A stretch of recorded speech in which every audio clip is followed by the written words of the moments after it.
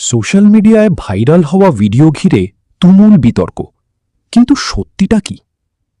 বাংলার সুপারস্টার দেবকে নিয়ে হঠাৎই সোশ্যাল মিডিয়ায় ছড়িয়ে পড়ে একটি বিতর্কিত ভিডিও। সেখানে দাবি করা হয় জনতার ভিড়ে নাকি অভিনেতাকে দেখে চোর চোর বলে স্লোগান উঠেছে, এমনকি মুখ থেকে তাকে বেরিয়ে যেতে হয়েছে বলেও দাবি করা হয়। ভিডিও ভাইরাল হতেই চাঞ্চল্য ছড়িয়ে পড়ে অনুরাগীদের মধ্যে। অনেকেই অবাক হয়ে প্রশ্ন তুলতে শুরু করেন, সত্যিই কি দেবের সঙ্গে এমন আচরণ হয়েছে? তবে একটু খুঁটিয়ে দেখলেই সামনে আসে অন্য ছবি। আসলে ভিডিওটি নতুন নয়। নির্বাচনের আগে শ্রেয়া পাণ্ডের হয়ে প্রচার করতে গিয়েছিলেন দেব। সেই সময়েরই একটি পুরনো ফুটেজ আবার নতুন করে ছড়িয়ে দেওয়া হয়েছে।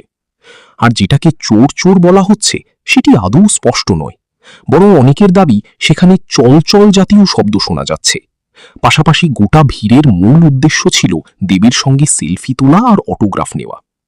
ভিডিও ছড়িয়ে পড়তেই ক্ষুব্ধ হয়েছেন দেব ভক্তরাও। তাদের অভিযোগ, ইচ্ছাকৃতভাবে অভিনেতার ভাবমূর্তি নষ্ট করার চেষ্টা করা হচ্ছে।